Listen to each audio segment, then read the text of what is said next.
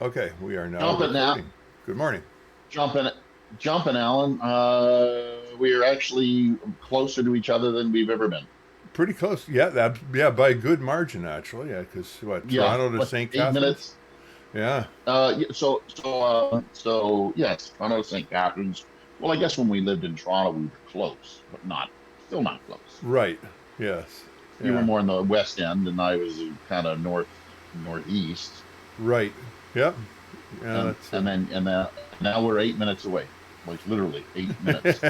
8 minutes I away, googled it yet. I googled it yesterday. I was like, we are 8 minutes away. and we've had So a closest we we've ever been. after knowing each other for 19 years or 18 years, we've actually had a meal together. Yeah, we shared a meal. Yeah, yeah, we've had coffee together, but we've never shared a meal until a few days ago, which is pretty funny in itself too. Yeah, So welcome to relationships online, right? You know, I not guess, yeah, romantic relationships, but I've worked with people in Puerto Rico and Costa Rica who I've never met, right? So yeah. So as I said, I met you. I think we met before in a coffee shop called the yes, Yellow Yellow Cup Cup Cafe. Cafe. Yeah, yeah. Yeah. There's a story behind that place that's amusing too, but later off air. So yeah, all right. So where we are at is obviously the new year, Yes, which is pretty interesting. So happy New Year to you, and it's time to find out how we did, I guess, over Christmas because our last one was the 29th, and then New Year's comes along, and that always starts, a new ball rolling, so to speak. And of course, it's been snowing in Campbellford, so I don't know if that makes you stay inside more or makes you come out more. So I don't know. I have to clean the driveway, so there's that at the very least, and yeah, Yeah, yeah. so So that's a time you could be doing other things. yes, yeah. So usually you're looking at 1,000 words. You're looking at putting some scenes together. How did the switch over to a new year change um, your writing? So, um, the answer to that question, actually, you know what? Do this. Got my glasses. If we were on a sitcom, there is no way we'd let you put your back to the camera. Wait, just wait. We'd be sitting at a table side by side. This is the Oh, answer look to at that. the question. There's so Wow, what is that? Is that the that manuscript? that is a manuscript. Let me get it in the camera. There we are. Yeah. So Is that the full thing at the moment? that is the full thing at the moment. Yeah, Okay. it's double spaced, double sided. How many pages? 298. Okay. So my word count, I haven't actually got stats because I think my word count has probably not changed. Okay, got it. Um, So you spent what the last 2 weeks with pen and paper, I'm assuming? yeah, I got myself a printer, and if I get a little bit closer here, you can see markup all over the place, right? Yeah, that's what my manuscript looked like too. It's interesting. Though, do you prefer to edit that way over like doing it on a screen? Well, um, I don't know if you could say prefer because it's somewhat of a different experience, right? So I think I view, the relationship with the pros is somewhat different. It's kind of easier to go. Wait a second, let me go back 2 pages and see if I used that word too many times and stuff like that. Whereas you're when you scroll, you can't stick your finger into something online and then go back to it. you know. Interesting, because we have different styles of writing. Yep. Editing, it sounds like we're very close. I will print off everything, and then I just go through it. And then, if I'm moving things around, I'll move chapters around physically, Right. like so chapter, this scene in chapter 4, I'll go in and I'll reprint just the scene and I'll throw it back somewhere. And so it's a more of a manual than a digital process or an Yeah. analog, if you I want. I would be surprised if I moved chapters around. I might move a scene around. There's I think one place where I moved a paragraph, but but most of this is just looking at it and going, okay, this sentence is, the subject's in the middle of the sentence instead of up at the beginning, and it doesn't read well. So there's lots of little circles and arrows and minor word changes, and then notes for my second draft, which are, what's this character's state of mind? You're not communicating it, or how did they get from here to there, right? Because so, So interesting. So you don't move any scenes around. You're pretty much set based on your because you have mapped out your stuff. You're pretty solid of where you're going with those scenes. in draft zero, that was the case, but because now I'm adding these two subplots, um, I haven't been able. Sometimes I haven't threaded them in exactly the way that they should be threaded in, and so there has been a little bit of, okay, if I move this up, then this character knows this, or this has happened, and the timeline is all worked out, because the timeline bounces around. It starts and then it goes back several months and then picks back up again, and then everything starts to merge. So there's all this stuff needs to be threaded together in some way, so that when a reader is going through, they don't go, what, where the hell did that come from? Yeah. you know Yeah. so that's been in Novel Writer. I've moved scenes around. That spreadsheet that I produce with the synopses Yeah. and all that kind of stuff. That's the thing where I can go through and I can say, all right, this has happened, this has happened, this has happened. Oh, no, this has not happened. Let me move that around and get it all sorted out. And sometimes it's like, oh wait, I need a scene to establish this up here before we're down here, and it's a given, right? So, giving our two different styles of writing, you basically printed the manuscript off before you finished. Yes. Am I correct on this? Yeah. So you're just getting reacquainted with what you're doing? So I'm basically into Act 3, and Act 3 needs to be significantly revised, because this is where all the subplots and all the characters all come together. And because it's taken so long to get everything organized, and because there's been moving those scenes around, my concept was, okay, I'm going to print this thing out. I'm going to do a read through. I'll have everything in my head as to where we are in the story, what's known, what's not known, and I can power through to the end of the first draft. That's the theory. But of course, this is the first time it's actually showed up on paper. And as I'm doing the read through, I'm finding all these little minor edits, right? I'm not doing any substantial edits. I'm just fixing the occasional sentence, and there's a the where there should be a he, and just minor stuff, right? So, but I guess my point is, you're not finished, though, No. right? Like you still have, you're at 298, and you still have half a book to write. not quite, but at least a third. Yeah, I've got 22 scenes to write. Yeah. See, bizarre concept to me. In like, I don't look at chapter one until I'm done. Like until the murderer is caught, and they're in jail, and we're in the denouement of people are lying in bed talking about it, or whatever their thing is. Like Right. I do not, and then I draw it, and then I'll come back to it in 6 months. Right. So that's and I over dinner we had a brief discussion about going forward. I probably am going to finish the current novel at the end of the month, if not early in February. Right. Because this morning, of course, when I was writing, I added a whole again, because I have no idea where I'm going. This morning something happened, and I went, oh, cool, I could go this way instead of going linear to the end as I thought I was going.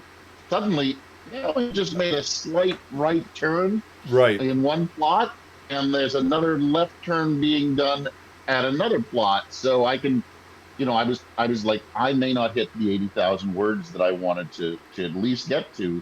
I think now with the new, I may hit 90. Right. So because there's going to be more coming.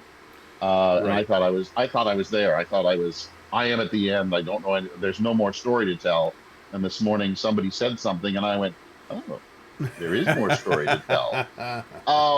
So I'm not looking back. I am plowing ahead until she's done. And then come February, I will be back at some editing of a novel. And you and I will be having completely different conversations Right. about word counts and page counts and things like that. Exactly. Yeah. And if I, I don't know what I would write if I didn't go through this process, because I'd just be creating stuff that didn't necessarily make a lot of sense inside the story. And, I mean, I'd be doing what you're doing. I'd be pantsing. I'd be making it up. And for me, You got that's to like, try it, man. It's a lot of fun. no. All I think I'd see from that is a bunch of stuff where I go, okay, this is shit, and it winds up on the cutting room floor. You know? Oh, I see. I'm still in the Harlan Coben mode of whatever twists and turns you create. You can always backtrack in editing. That's what editing's for. Now's But the time to let your mind go wild. I know, but I know what's going to happen, right? See, I guess that's the I know what needs to happen and where this stuff needs to go. I need to work out some of the. I will be pantsing it a bit because there are some the detailed stuff I don't know, but I know that these things have to happen. This guy has to meet up with this guy. They have to agree to do this. They have to go there. This happens. That happens. This happens. Then the other two timelines start to have their own little conflict and come barging in, and the whole thing comes to this massive train crash of a conclusion. Right? That's that's all in my head, right? But what's not in my head is exactly what each of those characters currently knows. So that's why I want to do the read through, right? I want to make sure that I've got the head state of everybody going into this so that when it all comes together and crashes and everything else, I'm not rereading it when I print out the edit draft and go, oh man, this makes no frigging sense, and I have to go back and rewrite these scenes in order to make it even close, right? Like that's just silly for me. I don't know why. It just, the idea of going back now and doing any kind of reading on what I was doing would probably just mess me up.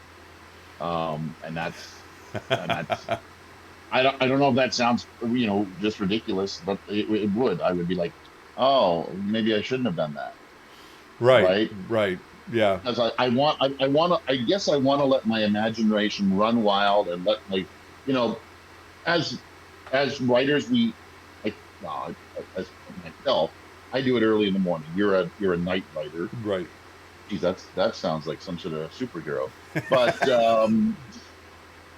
but I'm early in the morning, and I'm in that foggy state where I actually am, because this one's centered in Italy. I'm there, like mm, I am in rooms with people. I am, observing. I am that all knowing narrator watching. I am the fly on the wall, watching this shit go down. right, Right. right, and So, um, yeah. So that's you know. And if I have to go back, I don't want to be the fly going back. So I want to be the fly going forward. well, you see, in this story, I had to go back, right, because Yeah. draft zero, the story just went and petered off, right? There was stuff missing, and if I read the original, draft zero, it's what I call it. Um, it goes along fine, and then it gets strained, and then it just runs out of gas, right? And so So what I had to do was go back and figure out why it ran out of gas, and that required that I bring in these other elements.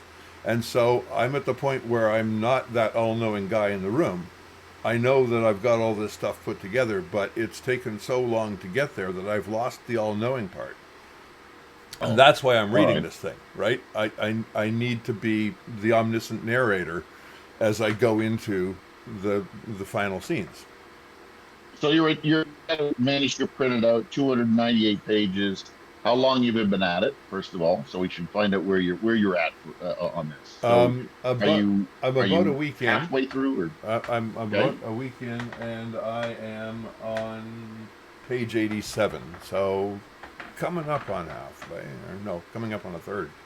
Yeah, Okay, so you're page 87 there. And you're hoping to be finished this, I'm assuming by the end of the week, 2 weeks, the end of the month. What are you looking at? at this rate, probably 2 weeks, but you know, we'll see how it goes.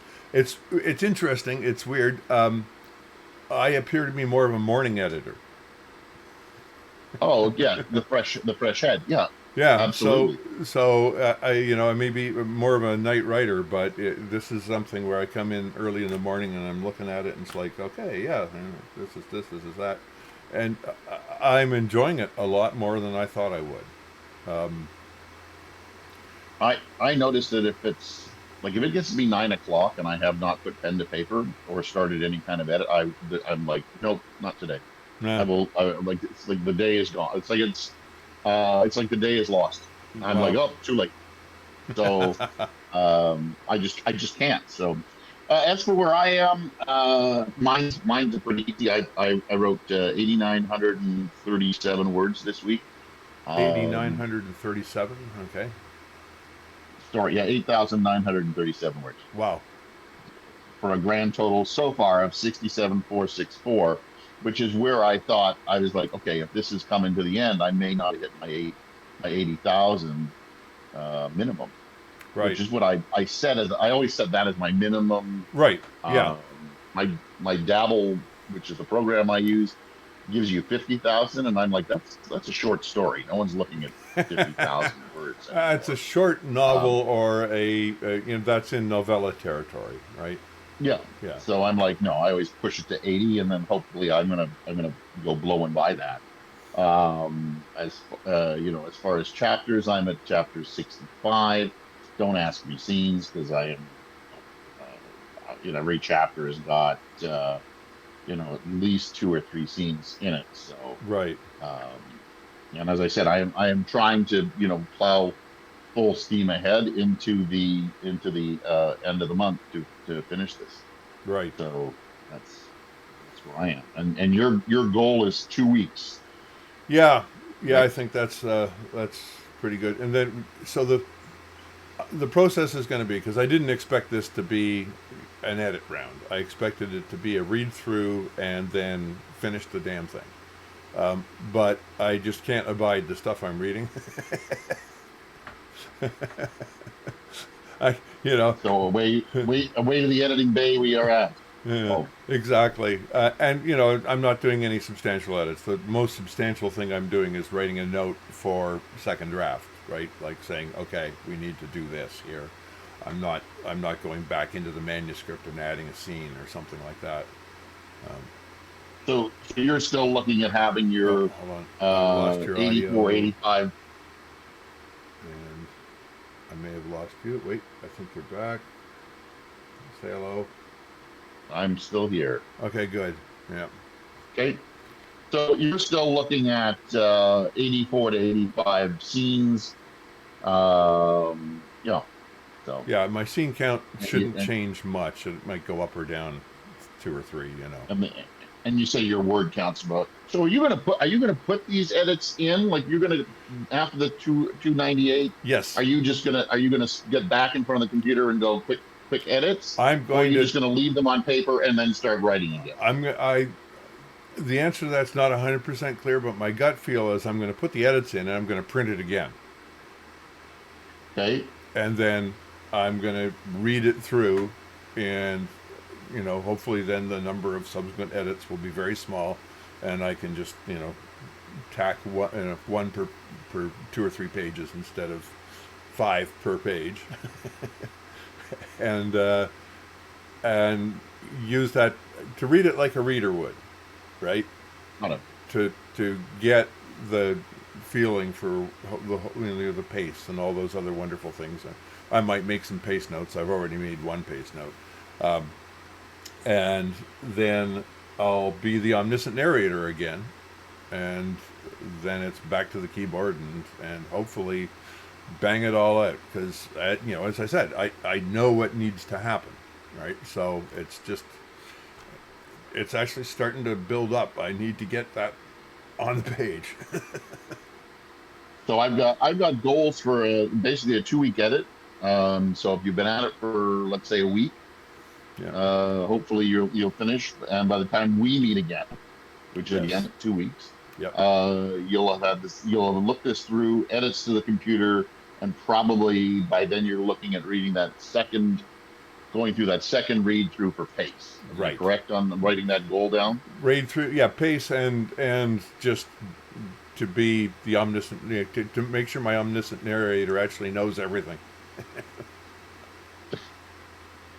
So that brings us to last week's question Yes. before we sign off. As everybody knows, we finally found our hook. So, um, and the question I asked you, I don't know if you remember, was how do you know when to kill a character? Uh, and for me, I know when to kill a character when I'm writing out the plot, right? Like it's it sort of is intrinsic. Uh, I guess the funny thing is, we're writing two different things, right? So You know, you're writing this thing where people die and other stuff happens, and there's a whole element of mystery to it. Whereas there's no mystery to mine. My dead characters are assassinated by my protagonist. So oh, so everybody knows that right from the beginning. yes, exactly. Yeah, yeah. Okay, And none of my main characters die, right? I'm okay, I'm still not sure whether or not my antagonist is going to die, get jailed, or get away. I will pants that final scene. okay. You know, Right, well, that's a good thing. there's a couple of options for what happens to the bad guy. But other than that, um, I knew when I was so the genesis of the plot. I don't know if we've ever talked about this. Um, I have this idea, right? This idea is, in a world where you need some sort of cyber augmentation in order to break class barriers, what happens? And so, Yeah, so that leads me to my protagonist who has to find a way, comes from a meager background. He's a lower class kind of guy. And he has to find a way to upgrade himself, hence the title, the upgrade part of the title of the book. And um, if he doesn't do that, his career is limited. He can't get ahead, and he's a very career-driven, shallow kind of guy. So then it's like, okay, so what does this guy do? Well, this guy goes and finds a under the table illegal way to achieve that upgrade. And then what are the consequences of that, right? Of course, there's always complications. That's his character flaw. He's gone and done this thing. So that expands out, and eventually it's like, all right, well, let's say that his upgrade has some problems, and some of those problems are that he can be used to kill people. okay. And so that's how it goes, right? I mean, So, I'm so then there's an assassination of somebody gets assassinated, and yeah, that's driving the plot. Is that correct? exactly. On And what the yeah, whole thing? and spoiler alert: the story starts with him lying on his entryway floor, dirty, bleeding, a little wounded, and he doesn't understand why. And then news reports indicate that somebody's been assassinated, and he's like, "Wait a second, that might be me. I don't get it, right?" Got it. And so resolving that is the rest of the story, right? So, all right. So then maybe instead of killing somebody, how do you know when to retire a character? Because I can tell you, for me, killing a character is now that's the pantsing part. Right. Like that is total. Like I have now I murdered off my some characters that I really liked. I really liked a certain character, and I thought, okay, I could see him moving on to another book. Right. And well, unless he somehow, unless I do some sort of prequel, Right. Right. there's he ain't coming back. He's dead. Right. And then I thought, okay, well, there's another one that I'm like, okay, so as I was as I was moving forward in the book, I'm like, okay, so this guy's going to come in and he's going to help them, really move the mystery forward because he's got some information. But before he could actually give the information that I thought I wanted him to have, I killed him because Right. it felt right to Right. kill him. Yep. So now somebody else, I had picked him as I think he's going to give the information. Now I've got to find some way to either get the information out of his head, his computer, his his pocket, from his girlfriend. Somebody else has to have that information that he has because I killed him off. And it just felt right Right. to kill him. Like at that moment, somebody walked in, they started talking to him, and I was like, there's no way out of it. She's got to kill him. She has to. She is the character that there's no way she leaves him alive. Right. And as much as I really wanted to keep him alive, I was like, she's now met him, and she's cleaning house. She Right. has got to kill him, and she did. Right. And I'm like, now what do I do? And and you and usually that's the place where I stop. Like that's my day. Right. I'll stop and I'll go. I'll sleep on this one because I got to come back the next day or in the next few days and figure out where everything else is coming. Right. And it's probably for me. I do not exhaust the tank.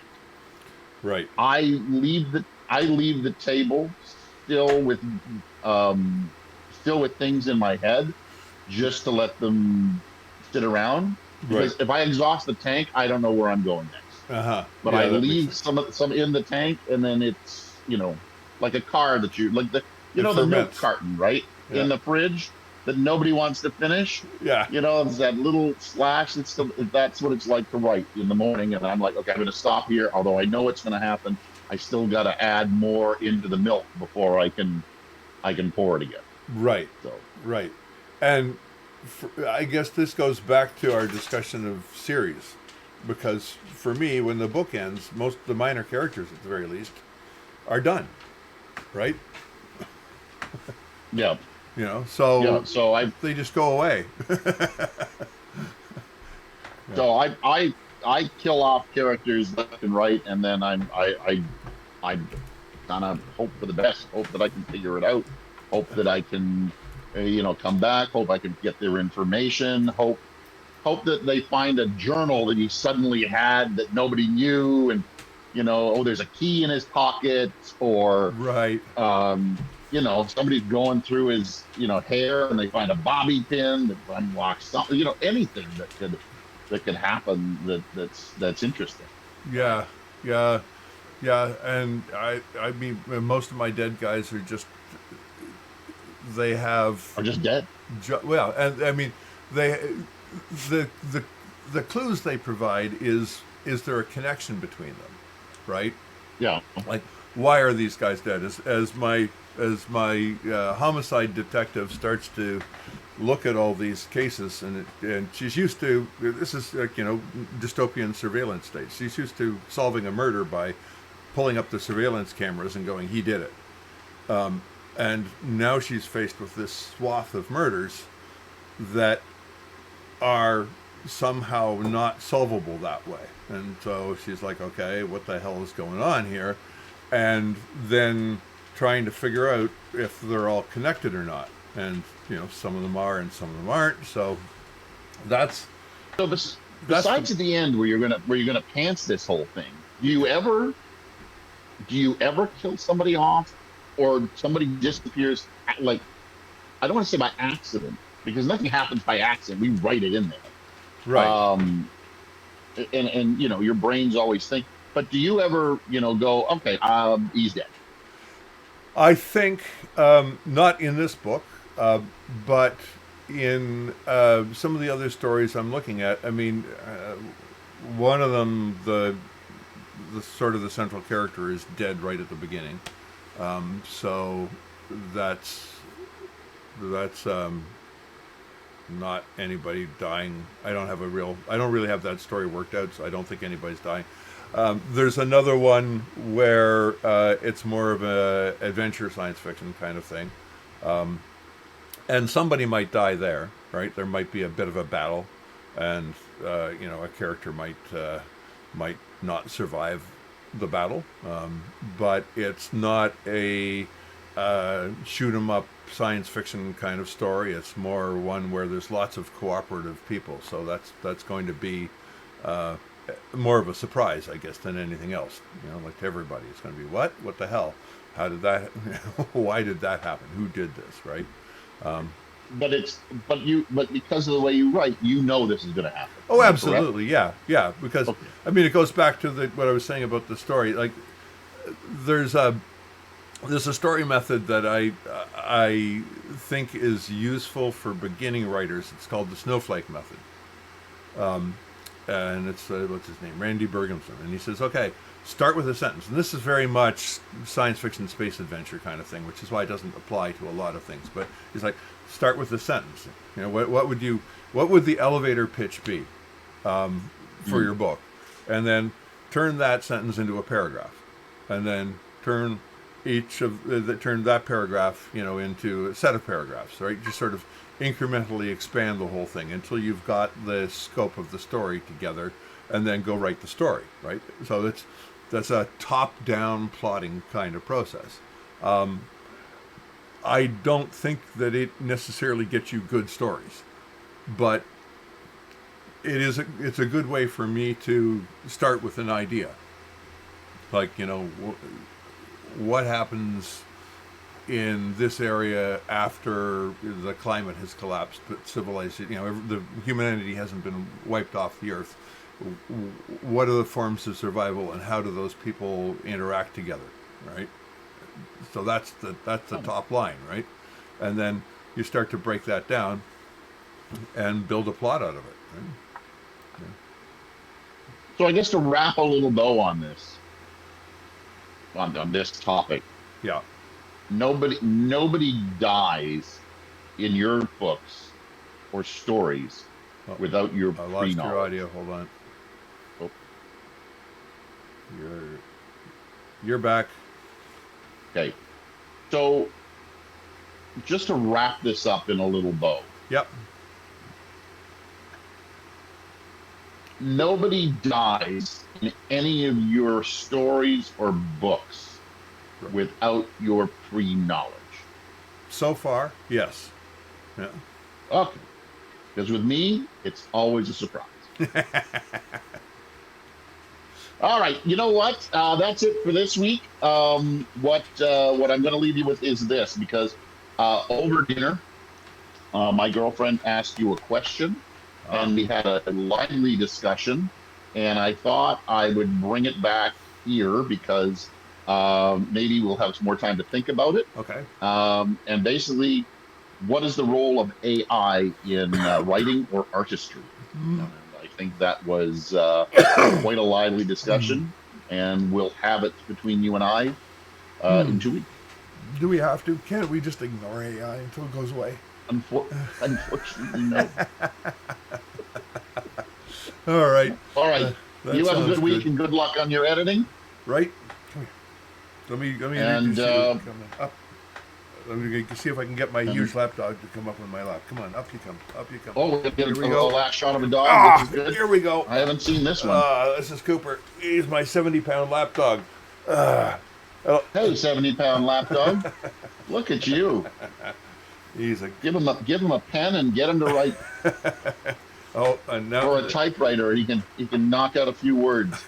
now the jealous Baxter is trying to get in on the act. So here Well, we go. here we go. Two dogs will always not want to get along when that happens. Right, there we Well, go. you have a good week. Edit well, and I hope you get through it. Thank you very much. I'll see you in a couple of weeks. My goal is to catch up with you on word count because you're at 72, I'm at 67. It sounds like you're going to hit it. Yeah. I probably will. All right. Cool. See you next week All right. or 2 weeks. 2 weeks. Out. Take care.